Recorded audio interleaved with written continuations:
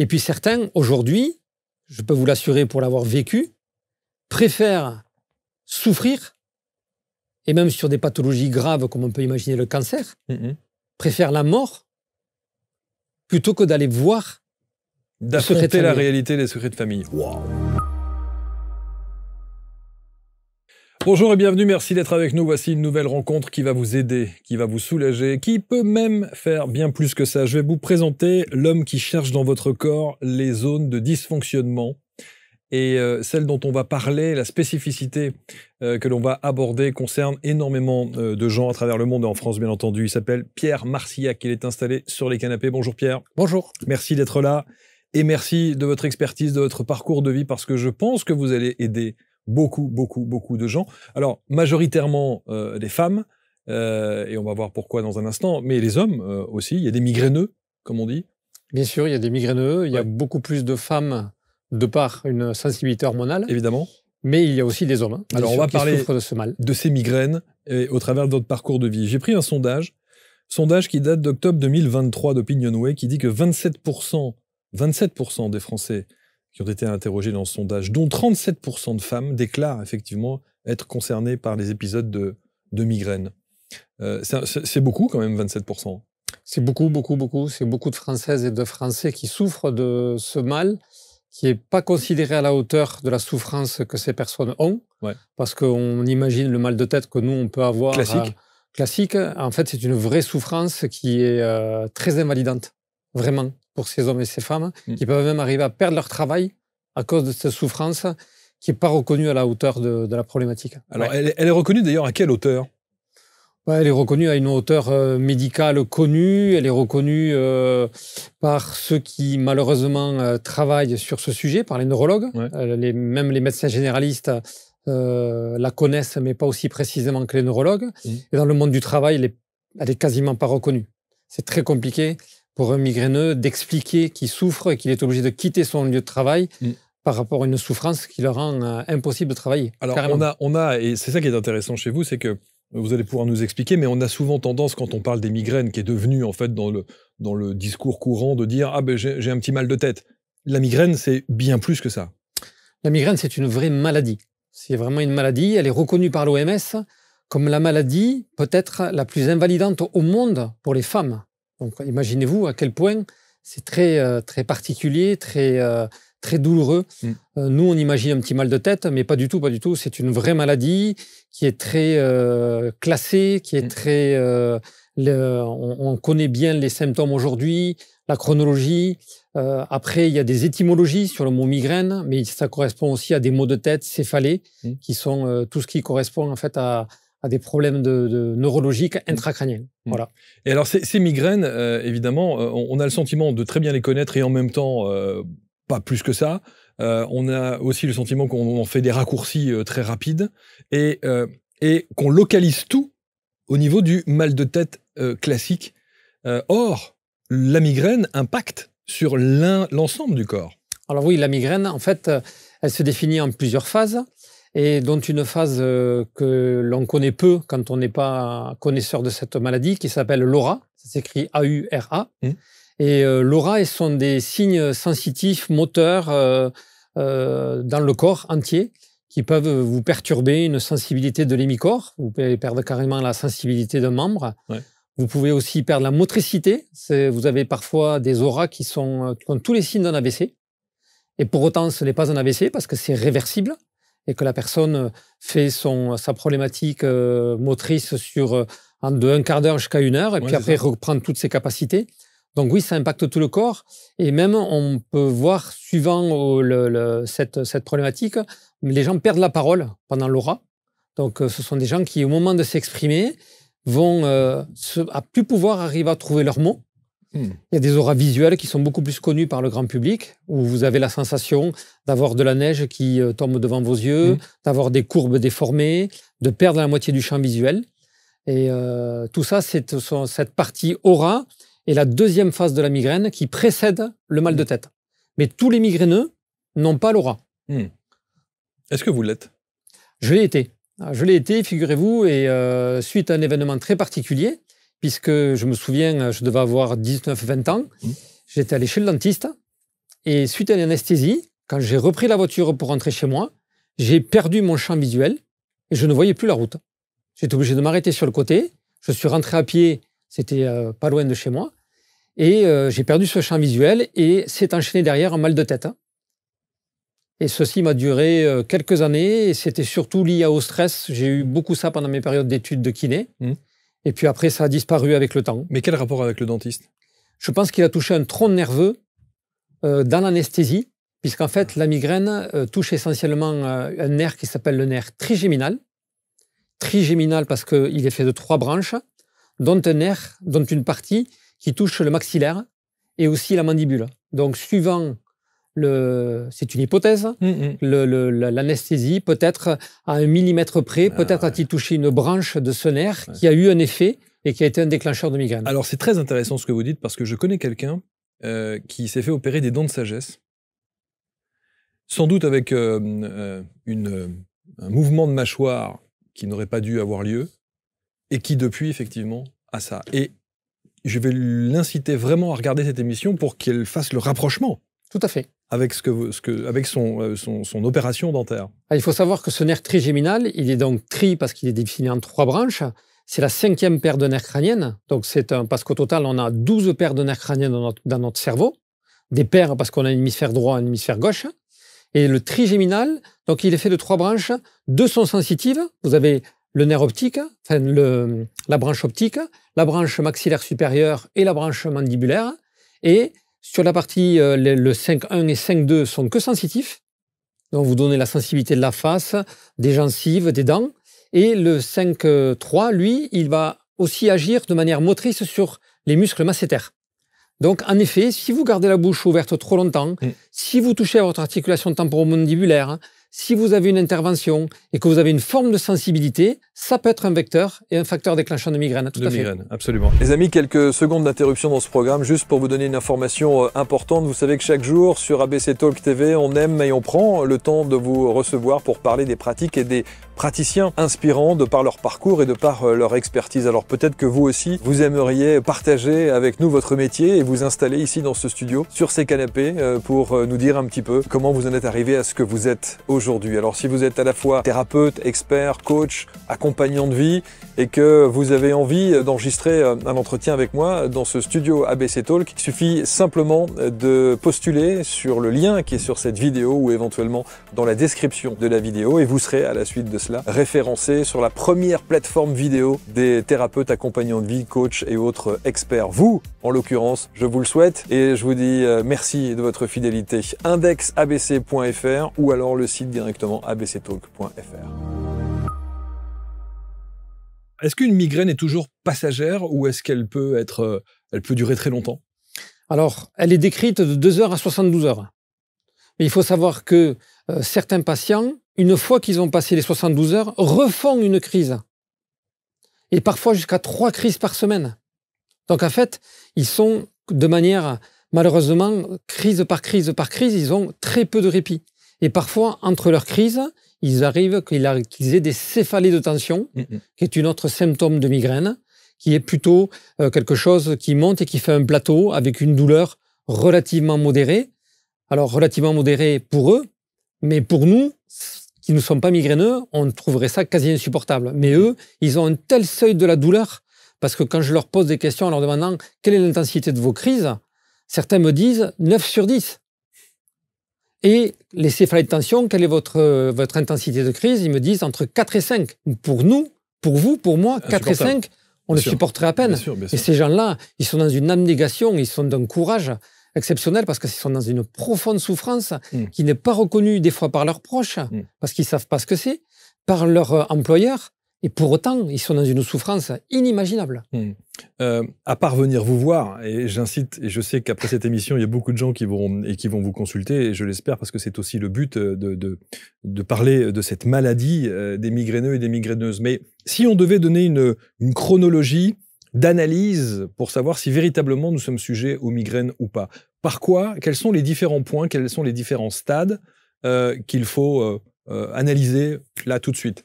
Alors en fait, le migraineux, il a 2 problématiques principales. La première problématique, c'est qu'il a un système nerveux hypersensible qui sécrète une substance toxique. Ce système nerveux, c'est comme un fil électrique, c'est le nerf trigéminal. C'est la 5e paire de nerfs crâniens. Ce nerf-là, il a un petit ganglion à la base de ses racines qui libère une toxine. Cette toxine, elle s'appelle la CGRP. Je dis ce nom parce qu'en fait, c'est un traitement que les migraineux connaissent puisqu'on fait des traitements anti-CGRP. Cette CGRP, elle va avoir une action, elle va avoir une double action. Elle va enflammer le système neurologique de votre cerveau. En fait, il faut s'imaginer, vous voyez ce que c'est un lac, on jette un caillou et ça fait une onde tout autour du caillou. Mais en fait, cette CGRP va créer une onde dans tout votre cerveau qui va enflammer le cerveau. Ça, c'est la première chose. La deuxième chose, c'est que cette CGRP va se poser sur les artères et sur les veines et va les dilater. Ça s'appelle la vasodilatation. Donc en fait, le migraineux, il souffre de 2 choses. La première, une inflammation d'un système électrique qui a pour conséquence de créer une onde de dépolarisation et une hyperexcitation du système nerveux intracrânien, surtout en périphérie du crâne, sur les méninges, et la vasodilatation. Ça, c'est la première chose. Après, en effet, le migraineux, il est décrit avec 4 phases. Nous appelons ça les prodromes, le début, l'aura dont je vous ai parlé tout à l'heure, le mal de tête en lui-même, et les postdromes. Les prodromes, qu'est-ce que c'est? Les prodromes, ce sont les tout premiers instants où malheureusement tous les migraineux le connaissent. Ils savent que c'est parti. C'est ça, ça arrive. Ça arrive. Okay. Et donc, ce prodrome, à cet instant-là, qu'est-ce qui se passe? En fait, la personne angoisse parce qu'elle sait pertinemment que c'est parti pour quelques jours et des douleurs atroces. Et cette angoisse, qu'est-ce qu'elle a pour conséquence? Une réduction de la respiration. Cette réduction de la respiration, elle a pour conséquence d'augmenter le taux de CO2 dans le sang, puisqu'on ne souffle pas, et d'avoir moins d'oxygène, puisqu'on respire moins. Qu'est-ce que fait le CO2? Il est vasodilatateur. Donc la migraine, elle a tout bien packagé pour vous faire avoir peur, vous créer l'angoisse, limiter la respiration et créer cette ouverture, ce CO2 en excès dans le corps. Et d'ailleurs, il y a un médecin qui s'appelle Jean-Pierre Chaudot qui a écrit un petit bouquin que je conseille à tout le monde d'acheter, qui s'appelle Bye Bye Migraine. Ce gars-là, c'est d'une logique absolue. Il dit bien, si j'ai trop de CO2, je vais faire de l'hyperventilation pendant cette phase-là. Puisque du coup, je vais souffler mon gaz carbonique et je vais avoir plus d'oxygène dans mon sang. Donc la personne va faire de l'hyperventilation, va respirer, le cœur va prendre tout cet oxygène, va le faire circuler partout dans le sang. Qu'est-ce que fait l'oxygène? Vasoconstricteur. C'est ça. Donc il va permettre aux artères de mieux fonctionner pour permettre à cette toxine dans le cerveau d'être mieux drainée. Et aussi dans cette phase prodrome, on se rend compte qu'il y a une zone dans le cerveau qui s'appelle l'hypothalamus, qui est sensible à ça et qui va être aussi un vecteur supplémentaire pour exciter le système. Ça va même faire varier le taux d'hormones, parce qu'on sait que chez la femme, par exemple, le problème c'est l'œstrogène. Les variations d'œstrogène sont des excitants pour le cerveau. Donc ça, c'est la première phase, et la migraine n'est pas encore là. Et la migraine n'est pas encore là. Après, vous avez les auras, dont je vous ai expliqué tout à l'heure. Donc c'est cette onde de dépolarisation, cette CGRP qui va se placer de manière aléatoire, soit sur la zone de la parole, vous allez perdre la parole, alors que vous êtes en début de migraine, vous pouvez avoir des perturbations motrices, des perturbations sensitives, en fait un peu sur tous les sens. Et après, vous avez la 3e phase qui est le mal de tête en lui-même, qui s'appelle la céphalée, qui peut durer de 2 heures jusqu'à 72 heures. Donc là, ce sont toutes ces toxines qui se posent dans votre cerveau, surtout dans la partie surface, partie méningée, et qui excitent le système dans tous les sens, associés en plus à cette vasodilatation. Et une fois ces 2 heures ou 72 heures passées, parfois ça peut être plus, vous avez les post-dromes, c'est-à-dire la fin, où vous êtes extrêmement fatigué, vous êtes nauséeux, certains vont jusqu'au vomissement. Parce qu'en fait, il faut comprendre aussi que dans cette maladie, vous manquez d'usines à créer de l'énergie dans votre cerveau. Ça s'appelle des mitochondries. Ces petites usines, elles transforment l'adénosine diphosphate en triphosphate, c'est un petit peu compliqué, bref, ça crée de l'énergie. Eh bien, les migraineux, on a constaté qu'ils manquaient de ces usines-là. Non seulement ils ont cette fatigue, cette hyper-inflammation, et en plus, ils n'ont pas assez d'usines pour leur redonner de l'énergie et pour repartir sur une bonne base. C'est très impressionnant la manière dont vous le décrivez, et vous avez une méthode très pédagogique pour nous l'expliquer quand on ne connaît pas et qu'on n'est pas sujet à ce genre de maladie. Est-ce que c'est dangereux? Ce n'est pas dangereux. Il faut bien comprendre que ce n'est pas dangereux. En tous les cas, dans les textes, c'est très peu décrit comme dangereux. Le problème aussi du migraineux, c'est qu'en fait, on n'a pas vraiment d'examen qui permet de dire vous êtes migraineux. C'est-à-dire que certains migraineux peuvent ne pas développer cette toxine CGRP. Okay. Alors qu'on peut faire une prise de sang et constater cause de la CGRP. Elle n'est pas détectable à l'IRM, elle n'est pas détectable au scanner. Donc elle est détectable uniquement en posant des questions et avec la récurrence. Ce qui fait que ces pauvres personnes, parce qu'elles sont vraiment dans une souffrance terrible, mettent des années parfois avant d'être correctement diagnostiquées et correctement médicalisées par les neurologues ou par les médecins. Et ça, c'est un vrai problème. On sait évidemment que c'est déjà rassurant de savoir qu'il ne peut pas y avoir de conséquences à cela, de conséquences physiques. Ce n'est pas décrit comme tel, il doit peut-être y en avoir, mais ce n'est pas décrit comme tel. Les conséquences physiques qui sont les plus embêtantes dans la migraine, c'est cette vasodilatation, c'est-à-dire cette ouverture des vaisseaux. Ouais. Parce qu'une ouverture des vaisseaux, ça a deux conséquences, c'est que tout d'un coup, vous avez beaucoup plus de sang dans votre système puisqu'il est dilaté. Ça crée des pressions sur les parois du vaisseau. Et quand on crée de la pression sur la paroi des vaisseaux, ça libère une toxine à l'extérieur du vaisseau qui est un excitateur neurologique. Donc ça, c'est vraiment quelque chose de vraiment très important, quoi. Comment expliquer quelqu'un qui devient migraineux? Alors, très intéressant comme question. Parce que pour le coup, vous avez des gens qui ont une adolescence parfaite, une première partie de vie parfaite, et arrive un âge où d'un seul coup, ils sont submergés par les migraines. Alors, je vais me permettre d'utiliser encore d'autres métaphores. Oui. Le migraineux, c'est comme quelqu'un qui tout d'un coup serait chez lui et on ne sait pas pourquoi il va se mettre à poser 15 poubelles sur son trottoir. En 1 heure. Un non-migraineux, lui, il pose 15 poubelles en 1 mois. Le migraineux, il le pose en quelques heures. Sauf que le système est très bien fait. Devant sa porte, il y a des caméras qui voient qu'il a posé 15 poubelles, qui sont directement reliées aux éboueurs. Du coup, les éboueurs rentrent dans le quartier, prennent les poubelles et sortent du quartier. Vous imaginez un petit peu ça. Le migraineux, il a 2 problèmes. 1, il met 15 poubelles en 1 heure au lieu d'1 mois. 2, les éboueurs sont en grève. Donc les poubelles restent et le problème reste. Et cette pauvre personne, c'est ces gens qui souffrent énormément, peut-être que 3 jours après, ils remettent 15 poubelles. Donc ils sont à 30 poubelles en 3 jours au lieu de 30 poubelles en 2 mois. Donc vous voyez cette problématique. Donc en fait, moi, j'agis sur les éboueurs. Je vais essayer de comprendre pourquoi les éboueurs ne fonctionnent pas. Les éboueurs qui rentrent dans le quartier, c'est votre sang artériel qui irrigue votre cerveau. Et les éboueurs qui ont pris les poubelles et qui sortent du quartier, c'est le sang veineux qui a pris toutes vos toxines et qui sort de la boîte crânienne. Vous voyez un petit peu cette image. Et votre question était intéressante parce que le problème, c'est les 15 poubelles. Oui. Parce que si je ne mets pas 15 poubelles, même si les éboueurs sont en grève, ou bien que c'est les agriculteurs qui les empêchent de venir devant chez vous, peu importe, puisque vous n'avez pas posé 15 poubelles. Donc le problème, c'est les 15 poubelles. Et votre question elle est intéressante à ce niveau-là, parce que, en fait, soit on a une problématique transgénérationnelle familiale. Génétique. On a retrouvé à peu près 180 protéines identiques dans des brins d'ADN qui laissent à penser que tous les migraineux ont cette problématique sur un brin d'ADN qui pourrait peut-être être à l'origine de cette dysfonction du nerf trigéminal. On a très souvent entendu parler de jeunes femmes notamment qui disent « Oui, mais maman était migraineuse, donc voilà. » On a des générations entières de migraineux. Moi, je soigne des patients où grand-mère est migraineuse, maman est migraineuse, je suis migraineuse, ma fille commence à être migraineuse. C'est ça. Mais il y a bien eu un jour le fameux patient zéro. Exactement. Comme ce fameux Covid où on cherchait ce patient zéro partout. Il a bien fallu démarrer. Ouais. Et en fait, à partir du moment où vous avez un symptôme qui n'est pas dû à un choc mécanique, il est obligatoirement d'un niveau émotionnel. Ah.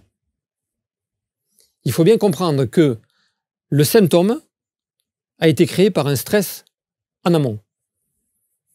Traiter le symptôme sans réfléchir au stress qui est en amont, c'est compliqué parce qu'on traite que l'effet et non pas la cause. Et ce stress, il a on va dire qu'il peut avoir des symboliques émotionnelles. Dans la migraine, on peut le couper en 2 et dire c'est un problème conscient ou inconscient avec celui qui a mis la graine, papa. Ou les 2 moitiés de la graine, papa, maman. Donc peut-être un conflit émotionnel familial. D'accord ? Mais tout à fait inconscient. Mais ça vient obligatoirement d'un aspect émotionnel traumatique. Traumatique, le problème, c'est que c'est inconscient. Oui, mais il y a des traumas inconscients. C'est un trauma inconscient, oui. Complètement. Oui. Complètement. C'est un trauma inconscient. Oui. Après, il y a aussi, je n'ai pas migré la haine. Migraine. J'ai reçu une jeune fille récemment qui, 22 ans, elle vient avec sa maman au cabinet et je vois qu'elle bougonne. Et on discute avec la maman, elle me dit, bouf, ma fille, elle bougonne depuis qu'elle est née. Elle est en colère tout le temps. Ben voilà. En fait, voilà. En fait, c'est comme si c'était un volcan qui se met à gronder, mais on n'a jamais ouvert le capot. Donc voilà. Donc je pense sincèrement que cette partie vraiment émotionnelle, elle est aussi à l'origine de beaucoup de choses. Et le transgénérationnel fait qu'on est peut-être lié par rapport aux constellations familiales. On est lié avec un ancêtre, puisqu'en fait, nous sommes des individus et pas deux individus, tout simplement parce qu'on dépend de 4 générations côté papa, 4 générations côté maman, vous imaginez? C'est clair. Quasiment cellule par cellule, ce qui fait notre individualité et notre différence. Et il n'y a pas d'études là-dessus sur d'abord, l'effet émotionnel, l'impact émotionnel, traumatique émotionnel, relié directement à cette maladie des migraines? Alors, il y a des gens qui travaillent dessus, qui est en psychobiodécodage, qui est très intéressant, c'est-à-dire qu'on va essayer de décoder la maladie à travers l'émotion. On va chercher l'émotion. Il y a des personnes qui ont écrit des livres là-dessus qui sont très intéressants. Christian Flech a écrit un bouquin sur ça, où on essaie de comprendre par rapport à un point de départ le problème maladie, symptôme, par rapport à un événement émotionnel. Sauf qu'il faut comprendre aussi que l'élément déclenchant n'est pas l'élément programmant. En fait, le problème, c'est qu'il faudrait chercher le programmant du départ. Ah oui. Parce qu'en fait, au départ, un peu comme anticorps antigène, vous savez, vous faites piquer par une guêpe une fois, vous vous souvenez même pas que vous avez été piqué. 2 ans, 20 ans après, vous vous faites piquer par une guêpe, votre corps le reconnaît, vous fait un œdème. En fait, dans le stress et la symptomatologie qui suit, on a un petit peu le même principe. C'est-à-dire que vous avez rencontré un stress un jour, sans le savoir, mais votre cerveau l'a pris comme un stress et a préprogrammé un symptôme. Mais vous ne l'avez pas développé encore. Et les années passent. Et vous rencontrez le même stress, ou du moins le ressenti de ce stress. C'est encore une autre situation. Et à ce moment-là, le cerveau se souvient du programmant et va vous déclencher le symptôme suite au stress. Et là, vous avez développé votre migraine. Mais d'où la difficulté de trouver l'origine du stress, puisqu'on ne sait pas de quand il remonte. Et oui, bien sûr. Et peut-être qu'en plus, il a été donné par nos ancêtres.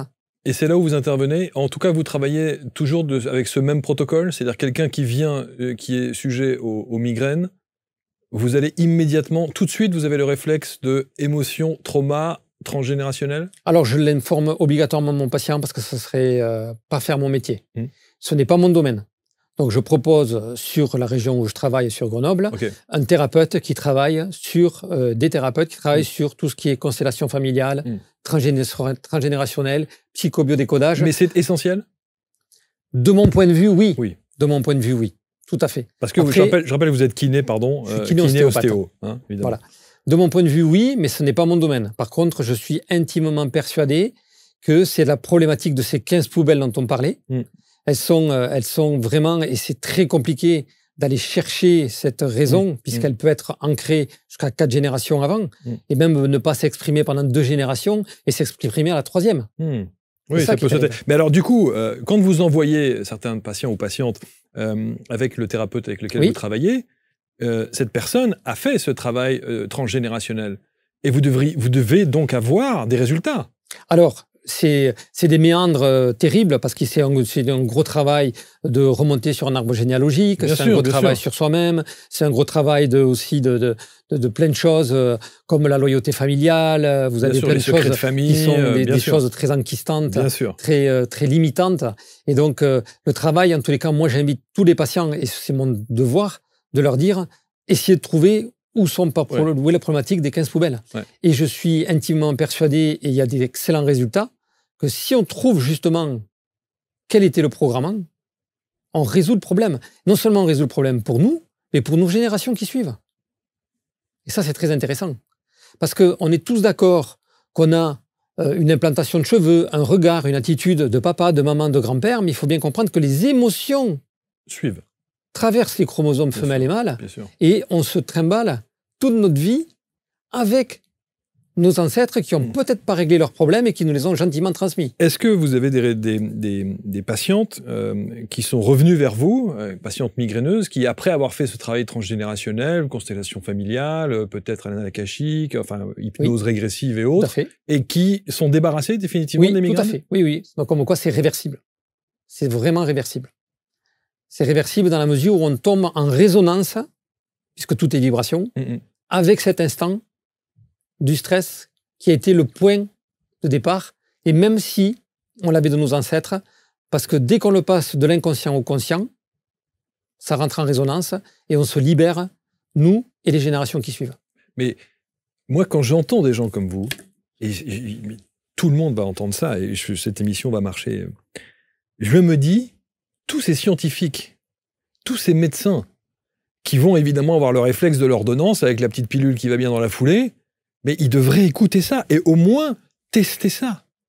Et dire, écoutez, moi j'ai vu, il y a Pierre Marcillac, allez le consulter, voyez un petit peu ce qu'il est possible de faire, il va peut-être vous envoyer chez un thérapeute qui va vous faire ce travail-là, et puis on revient, et puis peut-être qu'après on passera effectivement à un aspect médicamenteux. Tout à fait. Mais essayons ça d'abord.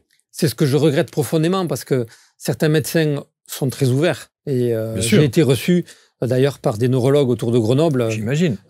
Qui était d'une personne qui était le docteur Noël, qui est vraiment une référente migraine, quelqu'un de vraiment très très professionnel, et qui a eu même un contact avec moi très agréable, qui s'est mis à côté de moi, qui est pas resté derrière son bureau, vous voyez, qui était ouverte, mais et qui m'envoie d'ailleurs des patients. Mais ils sont rares. Oui, ils sont rares. Ils sont rares parce que malheureusement, même si ce sont des zones qui les dépassent, pourquoi pas ne les proposer? Mais bien sûr, au moins les proposer. Est-ce que vous pourriez, là, presque vous engager à dire que, quelle que soit la méthode qu'on va utiliser, on peut définitivement solutionner le problème de votre migraine? Alors, c'est très compliqué, mais oui, sincèrement, s'il y a un gros travail et qu'on arrive vraiment à trouver cet instant émotionnel qui est un ressenti émotionnel, puisqu'il faut bien comprendre aussi que le ressenti, il est propre à chacun. Évidemment. Le ressenti, il dépend aussi, pareil, de plein de choses. Si je vous donne un petit exemple pour que les gens comprennent ce que c'est que le ressenti. Imaginons, on se promène dans la rue, je suis avec un ami à côté de moi, on se croise et vous me dites « Tiens, au fait, demain il neige ». Moi, dans mon ressenti, le mot neige, c'est les sapins enneigés. C'est le bruit de la neige qui crie sous mes pieds. C'est le soleil. C'est les traces dans la poudreuse. Vous me mettez une pêche, je frissonne de plaisir, je palpite de plaisir et je souris comme un idiot. Par contre, à côté de moi, mon pote se met à pleurer. Bien sûr. Il s'effondre en larmes. Bien sûr. Et là, vous vous dites, mais pourquoi il pleure? J'ai juste dit, il neige demain. L'information, elle est très basique. Mais lui, dans son ressenti, sa fille, elle est morte dans un accident de ski. Donc, dans son ressenti à lui, qui est respectable et qu'il faut respecter, bien sûr, le mot neige égale la mort. Donc, lui, il va frissonner de malheur, palpiter de malheur, et on sait très bien que, vu la qualité de l'émotion, ça peut devenir une pathologie de tachycardie, puisque le vecteur est négatif. Absolument. Alors que moi, vous allez m'éclairer la journée. Bien sûr. Donc c'est ça, la notion de ressenti, elle est vraiment essentielle dans la notion du stress. Vraiment essentielle dans la notion du stress. On a évidemment toujours ce réflexe un peu basique, nous hommes, de dire oh, les migraineuses, voilà, quand on parle des femmes.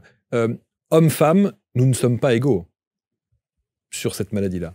Bien sûr, nous ne sommes pas égaux parce qu'en fait, il y a un taux d'hormones qui fait que les femmes avec leurs problèmes, leurs instants d'ovulation et de règles font qu'elles ont une variation du taux d'oestrogène.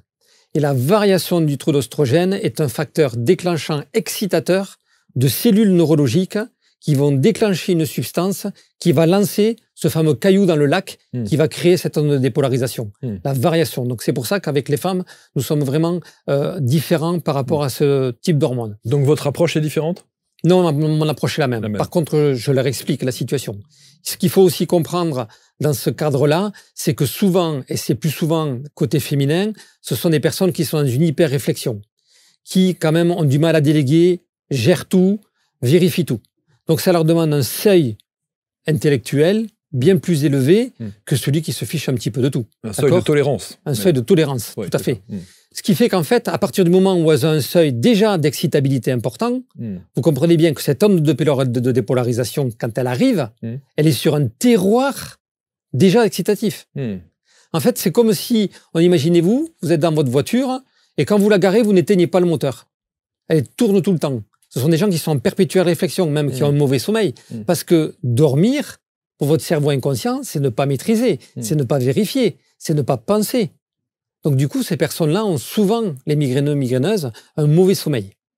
Parce que c'est des sommeils qui sont par petites bribes, parce que votre inconscient vous dit « Oh là là, il faut que tu restes quand même vigilant, il faut continuer à vérifier. » C'est le fameux lâcher prise, évidemment. Et donc c'est comme si cette voiture, vous ne l'éteignez pas alors que vous la garez, elle va naturellement plus polluer qu'une voiture que vous éteignez. Mais le fameux cycle hormonal féminin, on l'associe très souvent aux migraineuses. Oui. Et l'inverse d'ailleurs, les migraines, on associe très souvent ça. Est-ce que là, l'aspect transgénérationnel, émotionnel qu'on a évoqué tout à l'heure, est aussi valable? Bien sûr, parce que si on part du principe que c'est ce taux-là, ovulation, règle, toutes les femmes au monde, ipso facto, seraient migraineuses. Et oui. Ce n'est pas le cas. Et oui. Donc ça prouve bien qu'il y a à un instant donné un stress qui a été un facteur déclenchant pour ces personnes. Sinon, dans la généralité, toutes les femmes au monde souffriraient de migraines à l'ovulation et aux règles. Évidemment. Or, ce n'est pas le cas. Donc, on voit bien qu'il y a ce facteur stress qui est présent. Alors, c'est vrai que c'est intéressant parce que on cherche toujours dans cette émission les rencontres à savoir pourquoi est-ce que vous vous êtes autant intéressé à ça. Pourquoi est-ce que cette thématique des migraines est un sujet que vous avez décidé en tant que kiné ostéo? On a même du mal à faire le lien, presque. Alors en fait, il y a eu deux raisons. La première, c'est que j'ai beaucoup de patientes et patients qui sont venus pour des problèmes de torticolis, à la base. Et en leur travaillant leur torticolis, ils sont revenus quelque temps après en me disant « Vous savez que depuis que vous m'avez travaillé, que vous m'avez manipulé, que vous avez travaillé sur mon crâne et mes cervicales, j'ai beaucoup moins de migraines. » Ah, je me dis, c'est intéressant. J'en fais part à ma compagne qui me dit, mais pourquoi tu ne te spécialiserais pas dans la migraine pour sortir du lot, parce que les ostéopathes, il y en a énormément. C'est parce qu'on n'a pas de numerus clausus. Donc, n'importe qui peut s'installer avec son diplôme dans les villes et villages. Donc, on est très nombreux. Et donc, en fait, ça a été la deuxième raison, c'est de sortir un petit peu de ce lot de tous les ostéopathes et se dire, tiens, si je me spécialisais dans cette pathologie, pour sortir du lot, et à ce moment-là, je me suis mis vraiment à écouter des conférences. Et d'ailleurs, je conseille à tout le monde d'aller écouter La Voix des migraineux, qui est une association française qui est gérée par Sabine de Brémaker, qui est une personne qui est formidable, qui se bat pour que la migraine soit reconnue. Et il faut des personnes comme ça, parce que justement, il y a telle souffrance et une non-reconnaissance que c'est vraiment... Et donc, ils organisent une fois par an des conférences qui sont extrêmement intéressantes, très précises, scientifiques, qui vous apportent énormément d'éléments. Et moi, ça m'a permis de vraiment structurer pas mal de choses. Et malgré ça, c'est pas reconnu. Et malgré ça, aujourd'hui, la sécurité sociale ne le considère pas comme une maladie. Elle ne le considère pas comme quelqu'un qui mériterait d'avoir un 100% à la sécurité sociale. Non. Ce qui est assez... Et c'est pour ça que la Voix des migraineux se bat dans ce sens-là, quoi. Et donc voilà comment ça se fait que je me suis dit, tiens, j'ai des résultats, c'est intéressant. Et pourquoi ça serait... Je vais essayer de continuer à développer ça. Et j'ai commencé comme ça doucement à créer un protocole et à réfléchir quelle était l'action de l'ostéopathie dans la migraine. Donc, comme je vous l'expliquais, je n'ai pas d'action sur ces fameuses 15 poubelles. Mais par contre, je vais essayer de comprendre pourquoi le sang ne fait pas correctement son travail de drainage du crâne. Et donc, mon travail, c'est essentiellement basé sur le drainage artériel et veineux du crâne et surtout de comprendre où peuvent être éventuellement bloqués ces éboueurs en amont, artériel, en aval, veineux, et libérer ces tensions-là. Au-delà de l'aspect émotionnel ou transgénérationnel, vous parliez notamment tout à l'heure d'une chirurgie dentaire qui peut occasionner ensuite le fait de devenir migraineux ou migraineuse. Ça veut dire que n'importe quelle autre chirurgie peut aussi occasionner ça? Alors, si de n'importe quelle chirurgie, des accidents de voiture, un coup du lapin, peuvent venir créer... Tout ce qui est à hauteur de tête. Tout ce qui est à hauteur de tête peut vraiment créer ça. Par exemple, aussi une acidose hépatique, c'est-à-dire vous avez un problème hépatique assez important, souvent malheureusement aussi par rapport à des médicaments. On voit bien que chez les migraineux qui utilisent beaucoup de médicaments comme les triptans, qui sont des vasoconstricteurs, qui vont lutter contre cette fameuse vasodilatation, il y a des effets rebonds. Je pense que ces effets rebonds sont dus à un travail hépatique très important pour casser toutes ces molécules, filtrer, et du coup, il y a des raisons aussi hépatiques. Après, vous avez aussi ça peut déclencher sur la névralgie d'Arnold, qui est connue par certaines personnes, qui est une inflammation de la deuxième cervicale. Et on peut imaginer qu'une intervention chirurgicale ou une infiltration peut déclencher une inflammation de ce nerf d'Arnold, parce qu'il faut savoir aussi que ce nerf d'Arnold qui sort de la deuxième cervicale, il a une anastomose, c'est-à-dire qu'il a un lien sur le nerf trigéminal. Du coup, ils sont tous plus ou moins liés et qui créent cette inflammation des méninges et cette douleur insupportable en périphérie du crâne. Ce qui veut donc dire qu'au-delà de votre approche, on va dire, squeletto-musculaire, oui, on peut dire ça, je ne sais pas si ça se dit comme ça, il y a quand même une grosse partie d'écoute de l'histoire du patient, de son parcours de vie, de ses relations avec sa famille. C'est essentiel. C'est important. C'est essentiel et c'est ce que je reproche un petit peu aussi à certains médecins et neurologues, c'est de ne pas prendre assez de temps. Parce que moi, je prends énormément de temps. Ma première séance, elle dure 3/4 d'heure. Ah oui. Et j'explique, tout comme je vous l'explique, avec ces mots simples et des métaphores, pour qu'ils comprennent leurs symptômes. Parce que comprendre, c'est en partie guérir. Si je reprends la métaphore de la voiture, si vous m'amenez votre voiture qui est en panne et que je ne suis pas mécano, je n'ai pas la connaissance du moteur, elle va repartir en panne. Donc moi, je passe beaucoup de temps à expliquer aux patients ce que c'est que la vasodilatation. Qu'est-ce que ça amène? Qu'est-ce que c'est que cette onde de dépolarisation, comme cette onde autour du caillou dans un lac? Et le fait qu'ils comprennent ça, déjà dans leur regard, je vois qu'il y a un instant où on est rentrés, nous aussi, patients, thérapeutes, en résonance. Et du coup, ils me font confiance. Est-ce que ça veut dire que quand on est sujet à ça, il faut accepter d'aller parfois fouiller un peu? Il faut accepter d'aller fouiller. Mais certains préfèrent la maladie à fouiller. C'est vrai? Et il faut le respecter. Ah oui. C'est-à-dire fouiller, j'entends, secret de famille, aller rechercher dans qui, quoi. Comment font, par exemple, je dis n'importe quoi, une femme migraineuse adoptée dont elle ne sait rien de son passé? Très compliqué. Très, très compliqué, puisque moi-même, ma maman a été adoptée. Okay. Et j'ai voulu faire un travail de constellation familiale, un travail sur moi. Ouais. Et je suis bloqué parce que ma maman vient de la DAS. Alors aujourd'hui décédée, donc je pourrais faire des recherches sur Toulouse.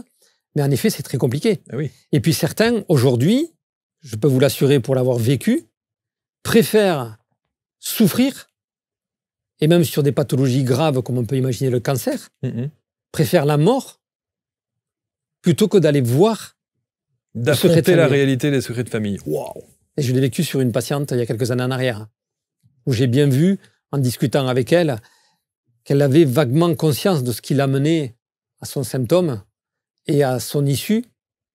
Mais j'ai compris aussi que voir la vérité et aller fouiller dans le passé était plus violent que la mort. Est-ce que vous imaginez?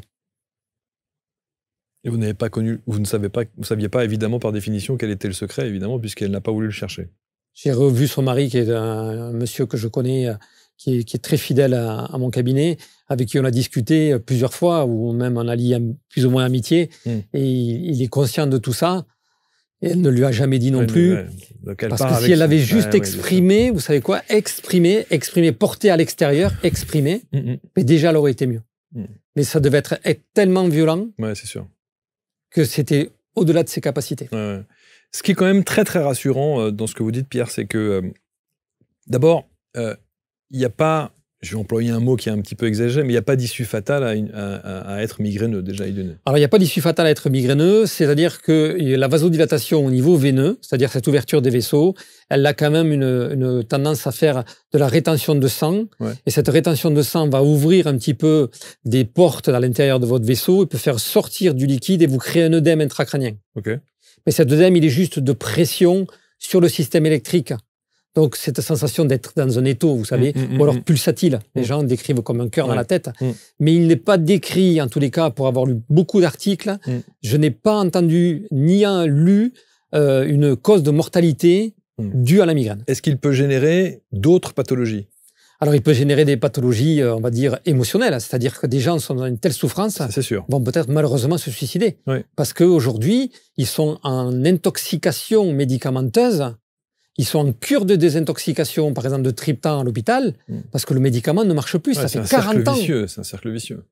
Imaginez-vous, j'ai soigné une patiente qui devait avoir une 45-50 ans, qui m'a dit, de sa vie, elle n'avait aucun souvenir d'un jour sans mal de tête. Quel enfer. De sa vie. Quel enfer. C'est-à-dire de moment où elle a commencé à avoir de la mémoire. On a fait quelques séances, et tout d'un coup, elle a senti que ça allait mieux. Elle m'a dit, je découvre les odeurs. Je découvre ce que je vois. J'étais dans une brume. Vous vous rendez compte? C'est-à-dire qu'elle a été dans une brume migraineuse toute sa vie. Malheureusement, ça n'a pas duré dans le temps, parce qu'en fait, mon action, elle est comme les médicaments. Il faut la renouveler pour que ces éboueurs fonctionnent et qu'ils ne reviennent pas se bloquer. Et votre action, dans ce cas précis, c'était dans le cadre de l'ostéo et la kiné? C'est dans le cadre de l'ostéo, bien sûr. Oui, bien sûr. Dans le cadre de l'ostéo. Donc déjà, vous pouvez commencer à soulager, ne serait-ce qu'avec l'ostéo et la kiné, sans avoir à en passer par de l'émotionnel et donc du... Mais bien sûr, parce qu'une fois de plus, il y a deux facteurs. Il y a les 15 poubelles que vous posez sur votre trottoir, qui n'est pas mon secteur, qui est l'émotion, mais il y a ce drainage artériel et veineux. Si le flux est correct, et si on peut arriver à jouer sur cette vasoconstriction, et vous avez des interrupteurs que nous, les ostéopathes, on sait où ils sont placés, et qu'on va les taquiner un petit peu à travers une manipulation, on va favoriser la vasoconstriction. Et du coup, en amont, on va pouvoir favoriser le drainage. Donc même si elle pose 30 poubelles devant sa porte, mais que les éboueurs fonctionnent, c'est pas grave. Mais on sait pertinemment que les migraineux, quoi qu'il arrive, à un moment donné, les éboueurs vont commencer à ralentir et à venir se rebloquer. C'est pour ça que je les invite, après mon protocole de 3 séances en 3 semaines, à revenir un mois après pour qu'on refasse un bilan, et après tous les 2-3 mois, parce que malheureusement, le système revient sur son point de départ. Alors, je lis ici déjà les commentaires. Mais il est où ce monsieur? Mais il est où ce monsieur? Il est à Grenoble. Bon, alors un ostéo en visio, ça va pas faire grand-chose. Je suis pas sûr de la faire. Bon, mais évidemment, c'est alors l'idée, ça serait, moi, ce qui serait formidable, c'est que vous arriviez effectivement. Alors, vous le faites au travers de cette émission, et on va à notre niveau évidemment diffuser l'information. Mais il faudrait non seulement l'expliquer à tout le monde, à tous vos confrères, à tous les thérapeutes, en disant mais faites un colloque, faites une corporation, faites quelque chose, en tout cas, pour cette problématique de migraineux. C'est pour ça que dans ce cadre-là, comme vous l'expliquez si bien, puisqu'en fait, j'ai eu même des patients qui m'ont téléphoné de Nantes, de Strasbourg, de Toulouse, de Bordeaux, en me disant « Tiens, j'ai de la famille qui est sur Grenoble, vous leur avez soulagé la migraine, est-ce que vous n'auriez pas un thérapeute près de chez moi ?» Évidemment. Et malheureusement, j'en connais pas. D'où mon idée, avec 2 collègues ostéos, un sur le Rove et un sur Albi, on a mis en place une école voilà, qui s'appelle Migraine School, pour former des kinés et des ostéos à traiter la migraine auprès de leurs patients chez eux dans leur région. Et donc c'est grâce à Christophe Gomez et Guillaume Rossignol qu'on a travaillé l'aspect pédagogique, et on va faire des formations sur Grenoble, qui va être limité à que 4 étudiants, parce qu'on veut quelque chose de très précis et de pointu et de correct. Et dans ce cadre-là, justement, je propose de former des kinés diplômés ou des ostéos diplômés à agencer leur boîte à outils, parce qu'ils l'ont, la boîte à outils. Bien sûr. Mais juste leur donner les bons éléments, les bonnes chronologies pour soulager leurs patients et surtout, avoir une considération émotionnelle. Mais il faut même voir plus large que ça. C'est-à-dire que tous les thérapeutes qui gèrent cette partie émotionnelle devraient intégrer votre formation. Alors après, ma formation, elle est quand même assez technique, dans le sens où je vais apprendre une manière de prendre le crâne, de travailler le crâne, de leur expliquer. Ce que je veux dire, c'est que l'explication que vous allez apporter... Mais tout à fait. Et d'ailleurs, à ce sujet-là... Elle est valable pour tous les thérapeutes. À ce sujet-là, j'ai créé Migraine School Conférence, où j'ai déjà fait, où j'explique la migraine avec des mots aussi simples que je les voulais exprimer. Bien sûr. Et justement, ça dure 1 heure, et je propose à tout type de public, que ce soit des médecins. Parce que figurez-vous qu'à mon cabinet, je reçois de plus en plus de médecins Évidemment. qui souffrent de migraines. Et quand je leur parle de CGRP, quand je leur parle d'autres éléments un peu techniques, je les vois bien embêtés parce qu'ils ne se souviennent pas de tout ça, alors qu'ils souffrent eux-mêmes de migraines. Donc il y a quand même une ouverture, et justement ça m'intéresse d'expliquer aux médecins, à des professionnels de santé, à des gens simples qui souffrent de la migraine, ce qu'est la migraine, toute sa physiopathologie et ses solutions à travers Migraine School Conférence, où vraiment je peux me déplacer et expliquer sur des conférences ce qu'est la migraine, et je suis complètement ouvert et j'apprécie transmettre mon savoir, parce que le garder pour moi, ça ne m'intéresse pas. Bien sûr. Ça m'intéresse vraiment de le partager. Bien sûr. À travers soit des conférences, soit des formations. Puis vous imaginez le nombre de personnes que vous pouvez aider.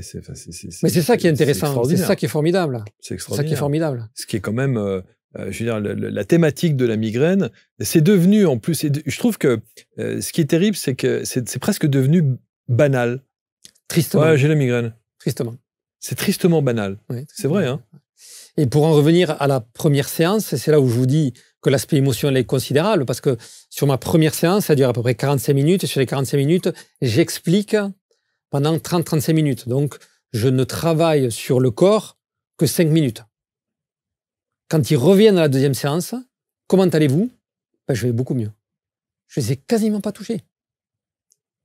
Donc, le fait d'avoir parlé... Et de comprendre. Et de comprendre. Et de comprendre. Et c'est ça que je regrette vraiment auprès des médecins et neurologues. C'est dommage qu'ils n'expliquent pas. C'est dommage qu'ils n'expliquent pas. Parce que ça fait partie... Alors après, ils ont des obligations de nombreux patients.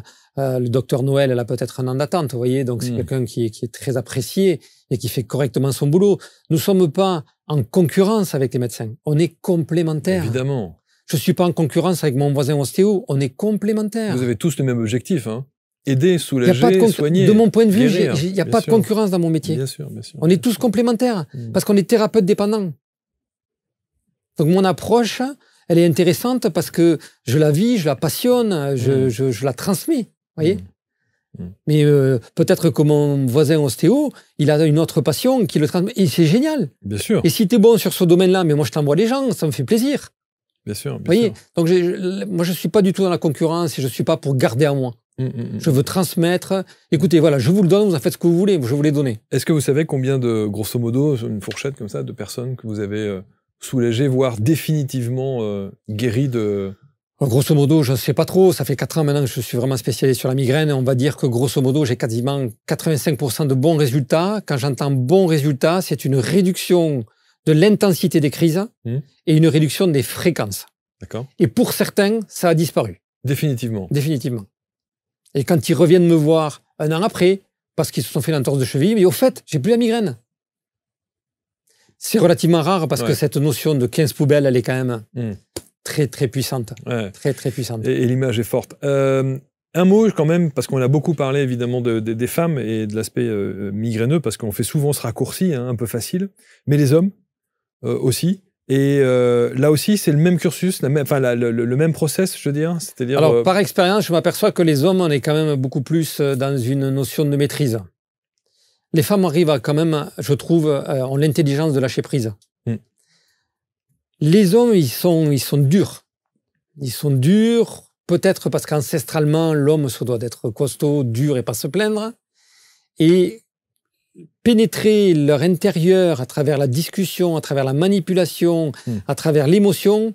Surtout l'émotionnel, ça doit être très compliqué. Je me confronte à une belle carapace émotionnelle où je les invite, je leur dis « Ouh là là, vous avez l'air très cool de l'extérieur, mais je vous sens quand même attendu à l'intérieur. » Ah non, non, pas du tout.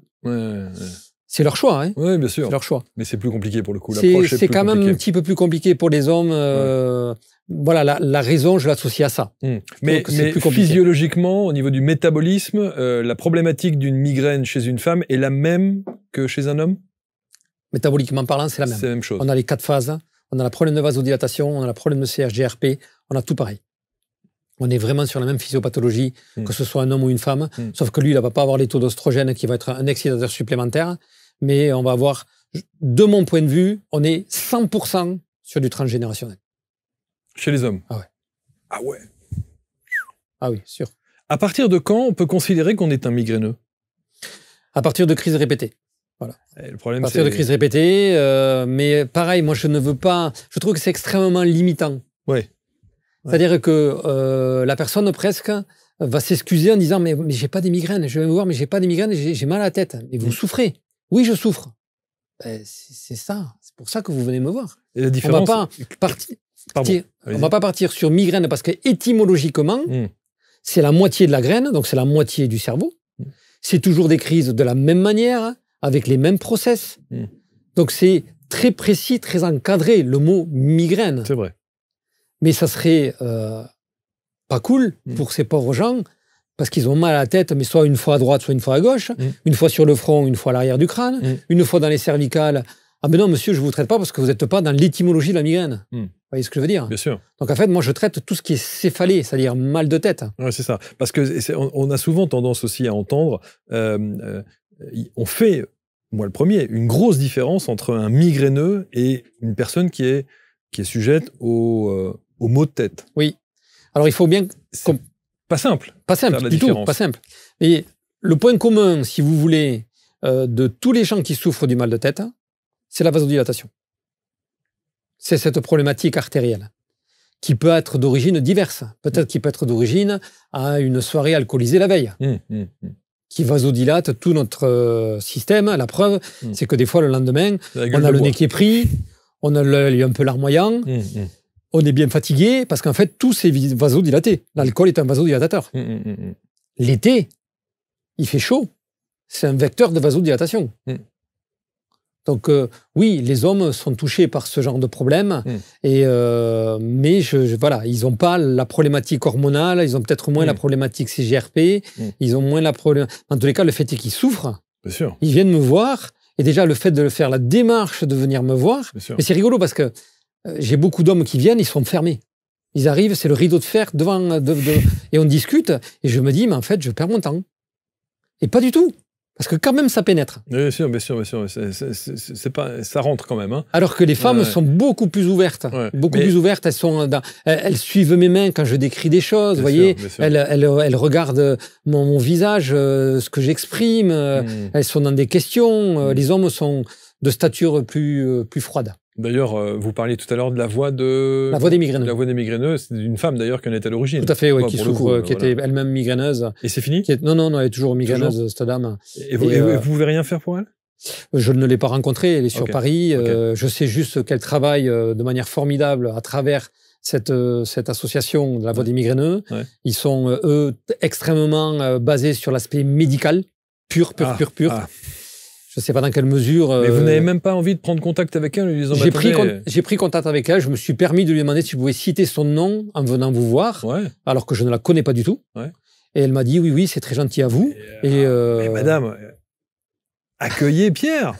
Non, mais accueillez Pierre. Je force personne. Non, mais moi, je vous le demande. Et je vais appeler cette dame. Il faut qu'elle vous fasse intervenir au sein de son association. Peut-être pour voir si effectivement, il n'y a pas une autre alternative à un bourrage de médoc. Moi, je suis complètement sûr qu'il y a une autre alternative au bourrage de médoc. C'est évident, puisqu'en fait, tous ceux qui sont sensibilisés, vous, tous vos personnes qui vous écoutent, sont complètement dans cette ouverture d'esprit-là. Total. Et puis même si on ne le comprend pas, même si ça nous dépasse, pourquoi ne pas essayer? Mais évidemment. Pourquoi ne pas essayer? Teste-le. La médecine va vous dire, ah oui, c'est l'effet placebo. Mais l'effet placebo, c'est le socle de la médecine, l'effet placebo. Et si même juste de parler avec la personne peut la soulager, est-ce que c'est mal? Bien sûr que non. Il n'y a pas photo. Et jamais je ne lui dirai, quand vous souffrez, si vous faites une crise, ne prenez pas de médicaments. Jamais je ne lui dirai ça. Gardez bien vos médicaments. C'est comme le fumeur qui arrête de fumer. Gardez bien votre paquet à côté. Ça va vous rassurer. Gardez vos triptans. Gardez vos anti-inflammatoires. Gardez-les dans votre sac. Je ne me permettrai jamais de la vie de leur dire ne prenez pas votre médication. Bien sûr. Mais ouvrez-vous. Il y a d'autres choses. Testez en tout cas. Tout à fait. Je vous disais en début d'émission, voilà l'homme qui va aller rechercher dans votre corps ces petites zones de dysfonctionnement qui peuvent pourrir la vie au point qu'on peut en arriver à des situations extrêmes, comme vous l'avez évoqué. Il y a des gens, malheureusement, qui arrivent à des choses extrêmes. Tellement c'est insupportable, évidemment. Et je vais me demander une personne, par exemple, qui dit, voilà, moi, une fois par mois, ou une fois tous les 2 mois, j'ai souvent un petit mal de tête par-ci, par-là, etc. Ça, c'est un migraineux ou pas? Alors, c'est pas considéré étymologiquement comme migraineux et les médecins ne vont pas le considérer comme migraineux. Bon. Non. Moi, j'ai des patients, ils viennent en me disant j'ai 2 migraines par an. Et alors, comme j'en ai fait ma deuxième là, cette année, je suis venu vous voir parce que c'était vraiment invalidant. Pourquoi ils en feront que 2 par an? Et pourtant, c'est considéré comme une migraine. En tous les cas, ils ont toute la cohorte des prodromes, de l'aura, du mal de tête et du postdrome 2 fois par an. Et certains, c'est 3 fois par semaine. Et là, vous allez rechercher évidemment le côté émotionnel du pourquoi 2 fois par an, à quelle période, à quoi ça correspond. Et alors là, je les invite, mais vraiment, constellation familiale. Ah ouais. Mais parce que c'est une date d'anniversaire. C'est sûr qu'il doit y avoir un truc comme ça. C'est une date, un instant T dans l'espace-temps, sur 4 générations où il s'est passé quelque chose, c'est sûr. C'est sûr. C'est sûr, c'est sûr. C'est évident. Testez-le. C'était passionnant. Merci beaucoup, Pierre. Merci à vous de m'avoir reçu. Vous allez évidemment commenter, vous allez partager. On va faire la promotion de cette émission parce que je connais aussi des gens qui souffrent de cette maladie, parce que c'est une maladie. C'est une maladie. C'est une maladie, une véritable maladie, profondément invalidante. Ouais, absolument. Et que si on peut, de manière très naturelle, au moins tester, au moins essayer, tout en étant complémentaire avec effectivement un aspect prescrit de manière médicale. En tous les cas, officielle. je ne fais pas de mal, il n'y a pas de contre-indication. Oui, c'est ça. Et il n'y a pas d'effet indésirable. Voilà. Nom de Zeus. Merci beaucoup, Pierre. Merci à vous. Bon retour à Grenoble. Et Merci puis, beaucoup. on va vous mettre autour de la vidéo tous les liens pour rentrer en contact avec Pierre. J'espère que vous avez quelqu'un qui gère vos mails. Ça va sortir, ça c'est sûr. Vous commentez donc, partagez avec bienveillance et on se retrouve très vite pour une prochaine rencontre. Salut.